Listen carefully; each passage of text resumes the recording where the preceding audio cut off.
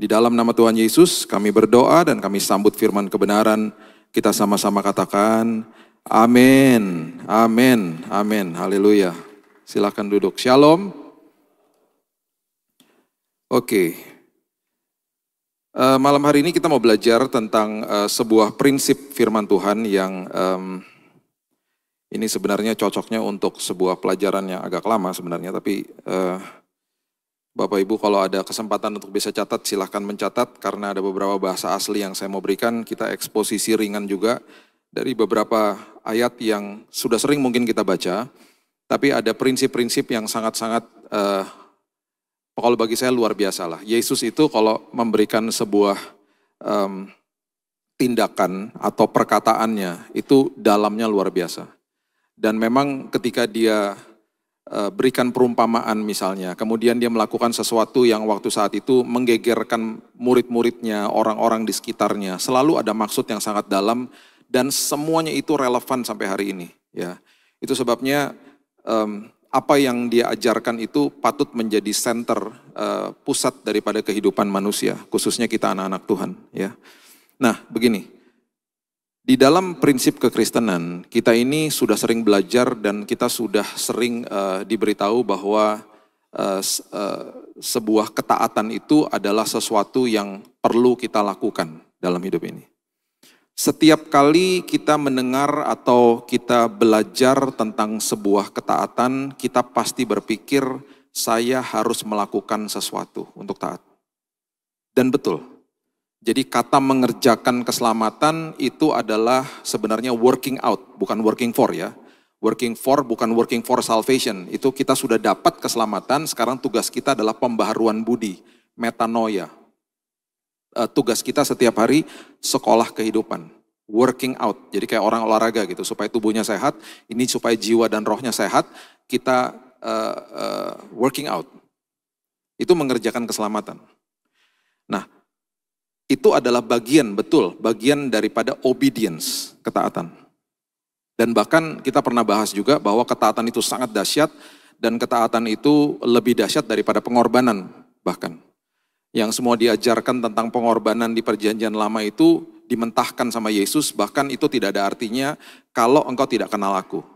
Itu ayat-ayat yang sudah mulai transisi di perjanjian lama untuk masuk ke perjanjian baru seperti 1 Samuel 15 ayat 22, kemudian Hosea 6 ayat yang ke-6. Ya, itu apa sih artinya pengorbanan kalau tidak disertai sama pengenalan sama aku gitu loh. Itu udah mulai masuk terus sampai ke dalam pengajaran Yesus.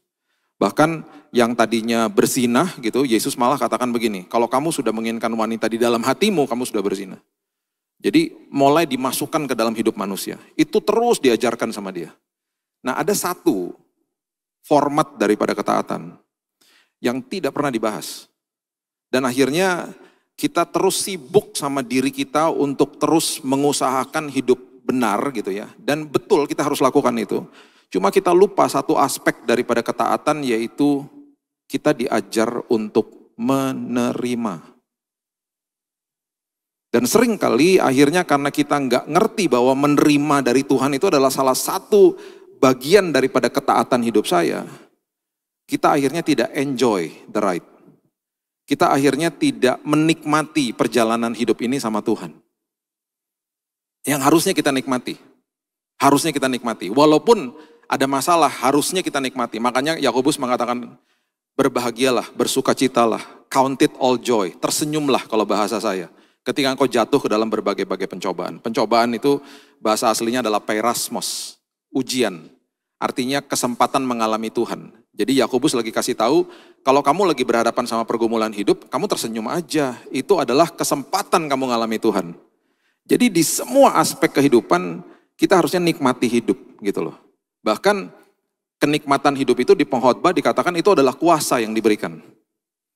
Ya, kenikmatan itu adalah kuasa loh, kuasa yang diberikan sama Tuhan. Nah, rugi kalau kita nggak nikmati itu, nggak nikmati hidup kita. Saya nggak bilang menikmati hidup itu berarti kalau kita lagi senang-senang. Tidak, lagi dalam kondisi yang tidak enak pun akhirnya bisa nikmati hidup.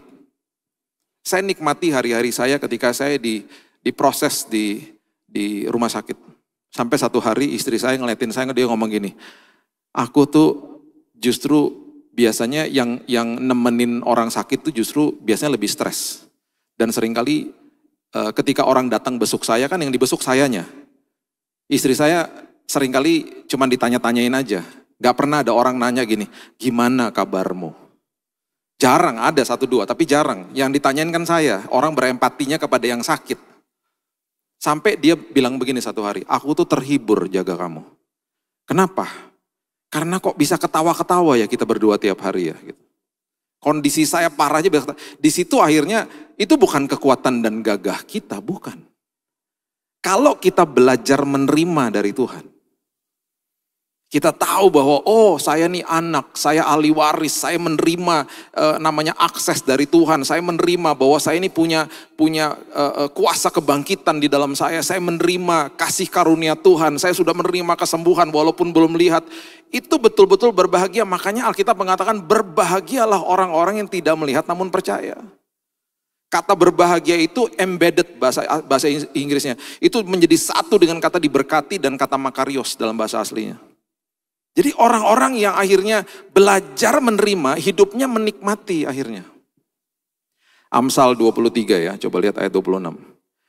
Saya akan ajarkan hari ini, nanti beberapa bulan lagi saya akan ajarkan ini kembali di hari Minggu, supaya Bapak Ibu makin mantap gitu ya. Karena ini mungkin gak bisa cuma didengar sekali. Saya pertama kali kemarin mulai ngajar ini di sebuah pelajaran online.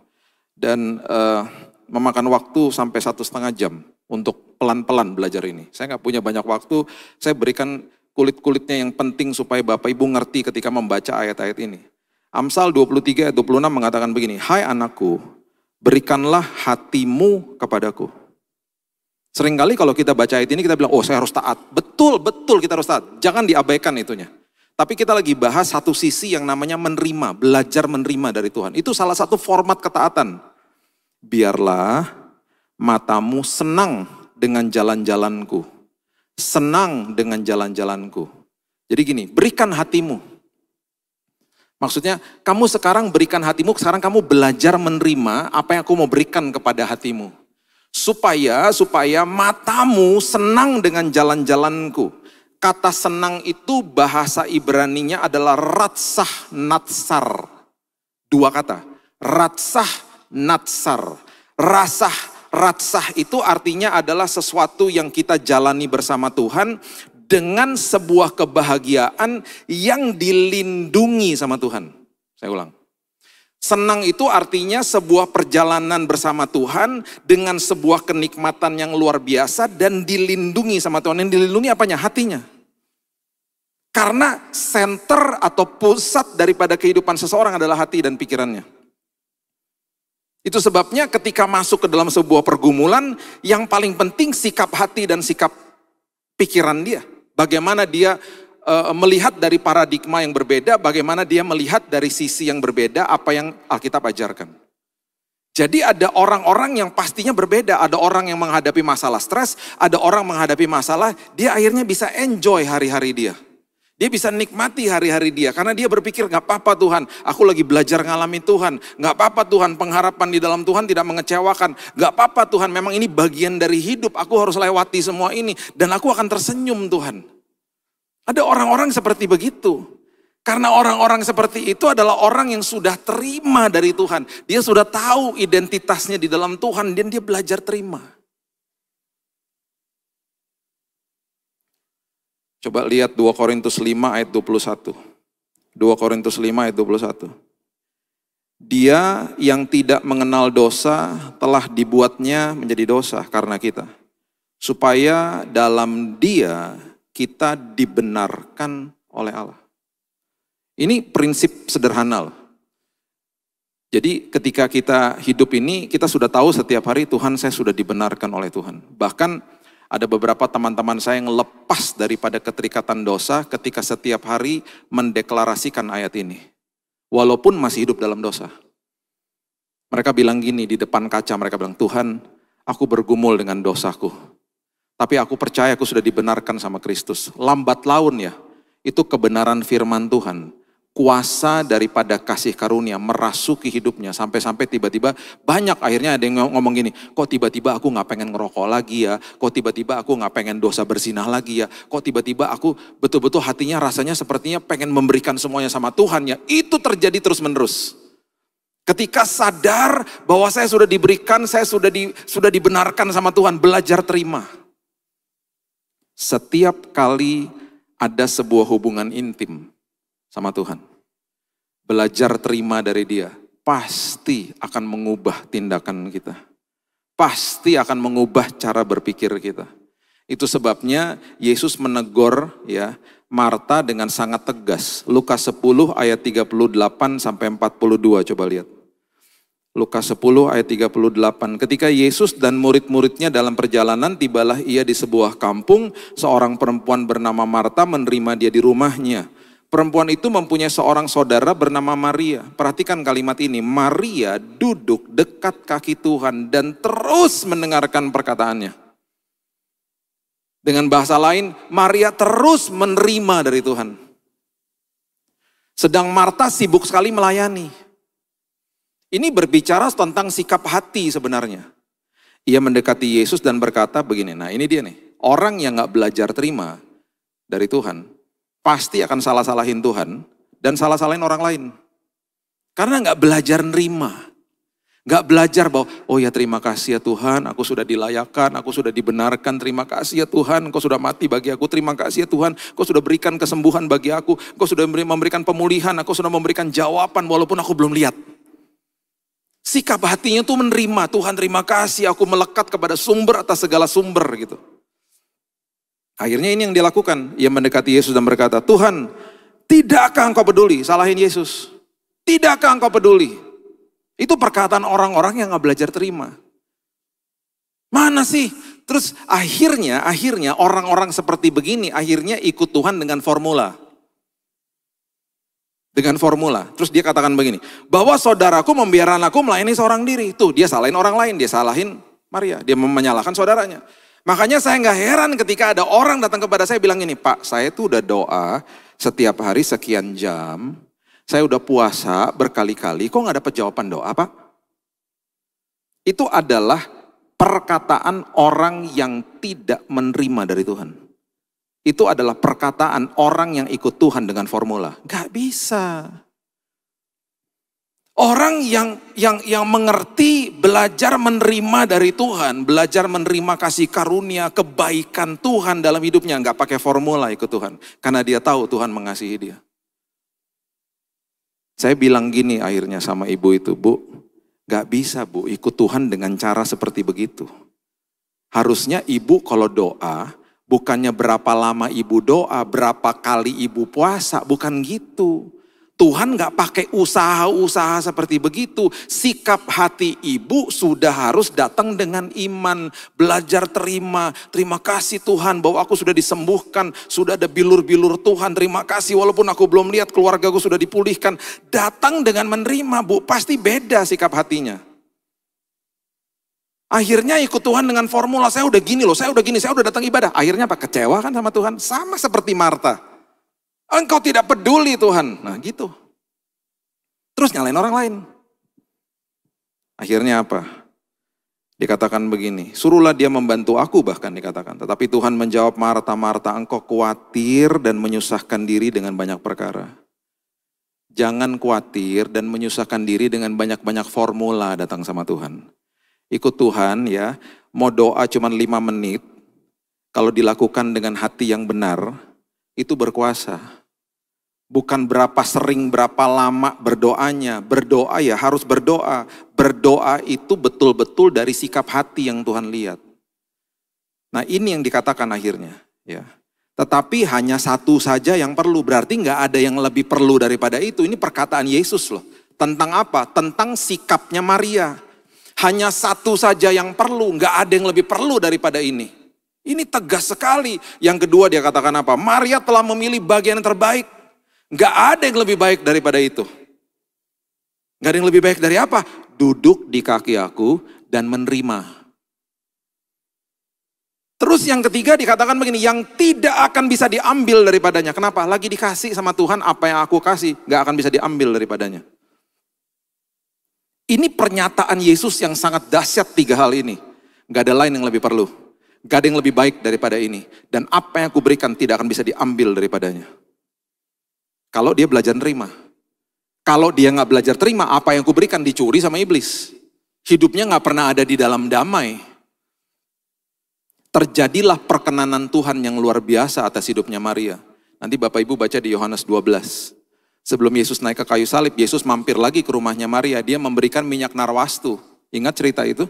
Ketika dia memberikan minyak narwastu itu, ya dikatakan setengah kati dikasih. Minyak narwastu, botol cuman segini, harganya 75.000 Bapak Ibu, pernah tumpah di rumah saya, seminggu gak hilang baunya. Dipel gak hilang baunya. Ingat waktu Yesus katakan ini, dia katakan biarkan dia lakukan ini untuk mengingat hari penguburanku. Kenapa? Merupakan kehormatan bagi wanita-wanita Yahudi untuk membubuhi rempah-rempah dan wangi-wangian terhadap tubuh kerabat, sahabat, atau keluarga yang sudah meninggal.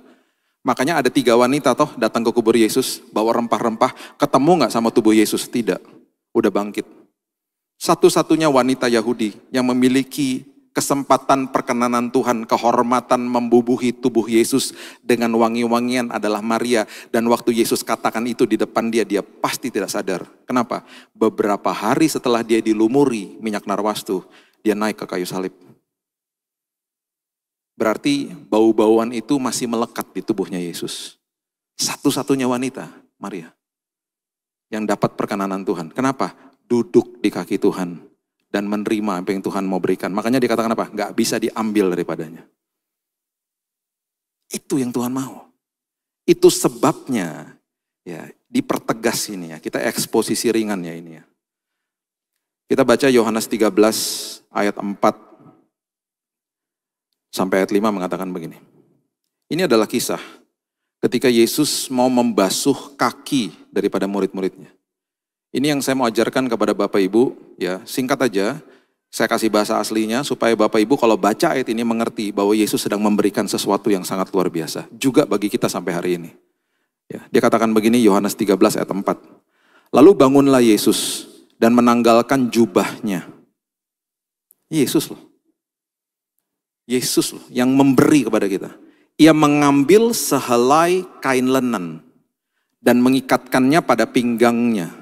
Kemudian ia menuangkan air ke dalam sebuah basi dan mulai membasuh kaki murid-muridnya, lalu menyekanya, menyeka dengan kain yang terikat pada pinggangnya itu. Oke, nanti kita kembali ke ayat ini ya. Kita lihat bahasa aslinya, kita bongkar kalimat-kalimatnya. Kemudian ini yang terjadi, Yohanes 13 ayat 6. Sama seperti kebanyakan orang. Aduh gak layak lah Tuhan kasih gini, gak layak lah aku harus lakukan ini dulu baru aku layak. Udah dilayakkan, lihatnya ayat yang ke-6. Maka sampailah ia kepada Simon Petrus, kata Petrus kepadanya, Tuhan engkau hendak membasuh kakiku. Yang benar aja. Jawab Yesus kepadanya, apa yang ku perbuat engkau tidak tahu sekarang, tetapi engkau akan mengertinya kelak. Dia lagi kasih sebuah pelajaran tentang sebuah kasih karunia yang sebentar lagi ketika dia naik ke kayu salib dan dia bangkit di hari yang ketiga. Ada sebuah pemberian Tuhan yang sangat luar biasa dan Petrus belum ngerti. Ini merupakan metafor. Sebuah tindakan yang merupakan sebuah pelajaran. Banyak sekali yang Yesus ajarkan. Dan saya percaya ketika dia bangkit dari kematiannya. Itu banyak sekali perumpamaan dan perkataan-perkataan yang dibukakan sama Roh Kudus. Karena Roh Kudus diberikan, toh. Roh Kudus yang menjelaskan, Roh Kudus yang menjadi mentor, Roh Kudus yang menjadi konselor agung. Pasti banyak dan pasti banyak sekali tangisan-tangisan di dalam doa murid-muridnya. Makanya mereka jadi luar biasa radikalnya. Karena mereka pasti ingat, oh iya ya dia pernah lakukan itu. Oh ternyata maksudnya ini toh, karena ada Roh Kudus yang menjelaskan. Oh ternyata maksudnya itu toh. Oh pasti banyak tangisan. Banyak sekali tangisan ketika mereka berdoa. Ingat, Roh Kudus di perjanjian lama seringkali dikatakan Roh Kudus di atas orang itu. Di dalam perjanjian baru kalau kita baca, Roh Kudus ada di dalam manusia. Oke, sekarang lihat ya, ayatnya yang ke-8. Kata Petrus kepadanya, engkau tidak akan membasuh kakiku sampai selama-lamanya. Jangan, enak aja, gak boleh. Kenapa? Karena gini, saat itu, gak ada sepatu Vans, Converse gak ada. Yang ada sendal, kaki terbuka, terekspos sama debu. Jadi saat itu ketika orang-orang bertamu sampai ke sebuah rumah, kalau yang ekonomi cukup baik, mereka punya mbak di rumah. Punya pembantu rumah tangga yang membersihkan kaki para tamu. Yesus mengambil posisi itu loh. Dia mengambil posisi itu membasuh kaki murid-muridnya. Itu sebabnya Petrus katakan, enak aja jangan. Ini pekerjaan yang sangat najis. Pekerjaan yang tidak pantas untuk engkau lakukan untuk saya. Sikap hati. Masa sih Tuhan, saya kan gak layak Tuhan. Kita gitu, dibohongi iblis soalnya. Padahal tetelestai sudah selesai, sudah dilayakkan. Sudah dibenarkan tadi kita sudah baca. Dengan modal itu kita akhirnya terima kasih karunia Tuhan jadi sebuah kuasa di dalam kita yang akhirnya menolak dosa. Dan kemudian dikatakan begini, jikalau aku tidak membasuh engkau, engkau tidak mendapat bagian di dalam aku. Oke, saya mau memperjelas kalimat ini ya Bapak Ibu. Di dalam bahasa Inggris, saya kutip dari NKJV ya, New King James Version.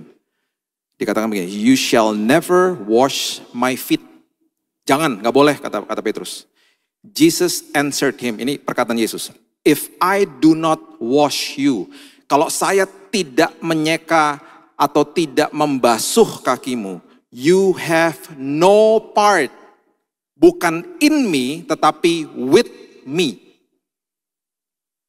Garis bawahi, kata dalam yang ada di Alkitab bahasa Indonesia kita, itu artinya with me. Kalau pengertiannya di dalam aku, kita akan menerjemahkan ayat ini, oh berarti kalau nggak dibasuh, aku nggak dapat keselamatan. Bukan, nanti dia buktikan, Yesus nanti katakan. Enggak, ini maksudnya kamu enggak akan dapat bagian dengan aku. Dengan aku itu bahasa aslinya adalah meta. Meta adalah sebuah perubahan yang, makanya ada kata metanoia. Meta. Kalau kamu enggak mau dibasuh, kamu enggak akan berubah nanti. Dan kamu tidak akan mengalami aku. Seperti tadi di Amsal dikatakan, matamu tidak akan senang lihat jalan-jalanku. Kamu nggak nikmati hidup nanti. Itu maksudnya. You have no part with me, not in me. Bukan in me loh. Jadi kata dalam itu sebenarnya kurang tepat. Sebenarnya in me, with me maksudnya. Meta. Dia lanjutkan lagi. Yohanes 13 ayat 9. Dan ayat 10, ini dipertegas lagi sama Yesus. Kata Simon Petrus kepadanya, Tuhan, jangan hanya kakiku saja, tetapi juga tangan dan kepalaku. Sekalian aja deh semuanya. Nah ini yang Yesus jawab, ini pengertiannya. Kata Yesus kepadanya, barang siapa telah mandi, sudah diselamatkan, sudah dimandikan, sudah mandi dengan darah Kristus, sudah disucikan, dibenarkan. Ia tidak usah membasuh diri lagi, selain membasuh kakinya. Sekalinya diselamatkan, kamu udah diselamatkan udah. Sekarang yang harus continuous itu adalah kakinya. Karena ia sudah bersih seluruhnya. Aku sudah benarkan hidupnya. Aku sudah layakkan dia. Sekarang kakinya kenapa? Karena kaki dipakai untuk berjalan. Dan seringkali akhirnya jadi kotor kakinya. Pengertiannya kenapa? Kaki, debu, dan kotor. Sebentar saya kasih tahu. Karena ia sudah bersih seluruhnya, juga kamu sudah bersih, hanya tidak semua. Makanya ada proses pengudusan setiap hari toh. Kita di justified, kita dibenarkan. Kemudian setiap hari ada proses pengudusan, namanya sanctification. Nanti ke surga, glorification, dimuliakan, dapat tubuh yang baru. Itu prosesnya. Ya, justification, sanctification, glorification. Itu prosesnya nanti. Dimuliakan nanti di sorga. Tubuh baru dan lain sebagainya. Ya. Selama kita hidup setiap hari, udah pasti jatuh dalam dosa. Udah pasti dibohongi iblis. Saya udah katakan di tempat ini. Iblis setiap hari gak ada tanggal merah. Iblis gak lebaran, gak natalan loh. Gak ada tanggal merah dia. Setiap hari yang dilakukan ngapain? Mematahkan semangat, ya, mencobai, menuduh, membohongi. Tiap hari. Tiap hari. Jadi Yesus katakan kamu sudah dibersihkan seluruhnya, hanya belum semua. Belum semua maksudnya pikiran dan hatimu itu harus terus gradual sekolah kehidupan setiap hari. Nah, aku nih datang, aku mau kasih kamu tuh kebebasan. Aku mau kasih kepadamu tuh sebuah prinsip. Aku mau kamu tahu bahwa aku sangat mengasihimu, aku gak pernah berseberangan sama kamu. Coba lihat sekarang kita mundur dulu, Kejadian 3 ayat 14. Supaya ini jadi pewahyuan yang mantap gitu ya, supaya kita mengerti. Kenapa sih, korelasinya apa sih? Saya udah dibersihkan semuanya, tapi kaki saya harus dibersihin terus. Karena kaki saya terekspos sama debu. Coba lihat. Kejadian 3 ayat 14. Lalu berfirmanlah Tuhan Allah kepada ular itu. Karena engkau berbuat demikian, terkutuklah engkau di antara segala ternak dan di antara segala binatang hutan. Ya, ini kutuk yang diberikan kepada si iblis. Dikatakan begini, dengan perut mula engkau akan menjalar dan debu tanahlah akan kau makan seumur hidup. Makanannya dia adalah debu tanah toh. Nah, sekarang buka lagi di Kejadian 2 ayat 7. Kejadian 2 ayat 7. Dikatakan begini, ketika itulah Tuhan Allah membentuk manusia dari apa? Debu tanah. Dan mengembuskan nafas hidup ke dalam hidungnya, demikianlah manusia itu menjadi makhluk yang hidup. Kita bahan bakunya debu. Makanannya iblis, debu.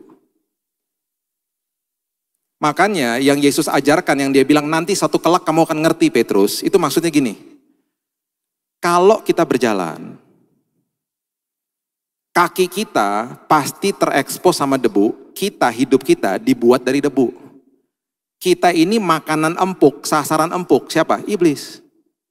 Makanya dia berjalan berkeliling seperti singa yang mengom-ngom mencari mangsa yang dapat ditelan. Mangsa yang dapat ditelan siapa? Manusia. Karena makanannya dia debu, kita dibuat dari debu. Itu sebabnya tiap hari kita dipatahkan semangatnya, kita dicobai, kita dituduh, kita dibohongi sama dia. Sasaran empuk. Nah maksudnya Yesus adalah begini, kalau kamu membiarkan aku membasuh kakimu, kamu membiarkan hidupmu dipenuhi sama firmanku, engkau nggak akan bisa dibohongi dia. Engkau tidak akan menjadi makanannya dia. Karena aku basuh kakimu. Itu maksudnya. Aku sudah memberikan engkau keselamatan, tetapi memang belum semuanya, maksudnya belum semua itu keselamatan sudah dikasih, belum semuanya adalah pembaharuan budi sekolah kehidupan terjadi terus. Mengerjakan keselamatan terjadi setiap hari, working out setiap hari. Nah kalau kita mengerjakan keselamatan, kalau nggak ada pedoman Roh Kudus, nggak belajar terima dari Tuhan, wah ngawur udah akhirnya. Hidupnya tertekan, nggak nikmati hidup akhirnya.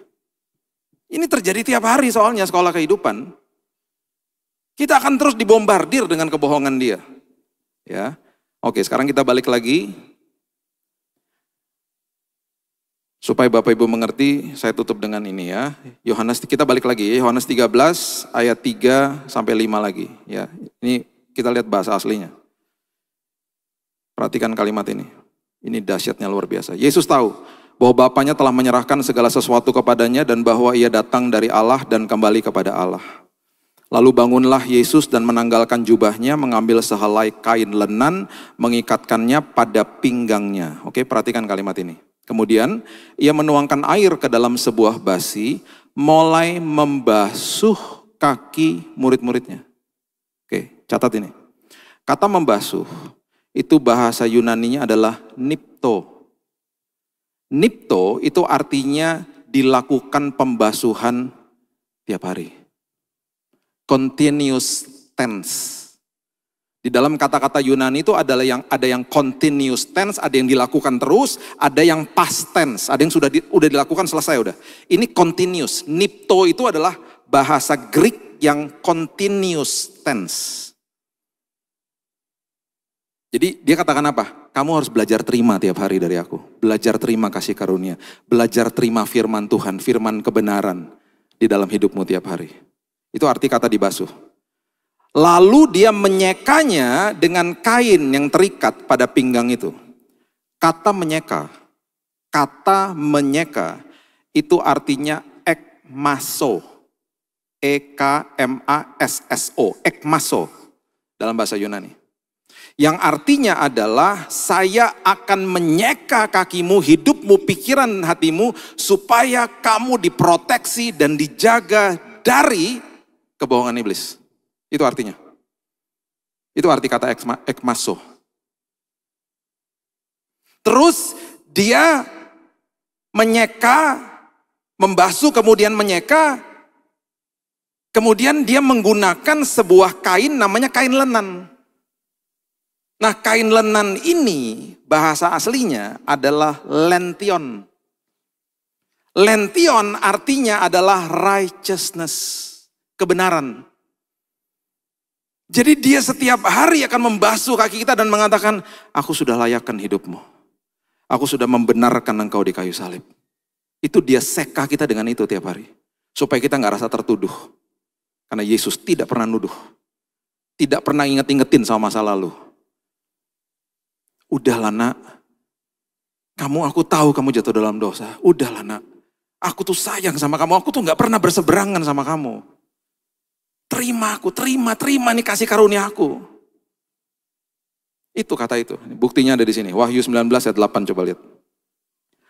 Wahyu 19 ayat 8. Dan kepadanya dikaruniakan supaya memakai kain lenan halus yang berkilau-kilauan, dan yang putih bersih. Perhatikan kalimat ini.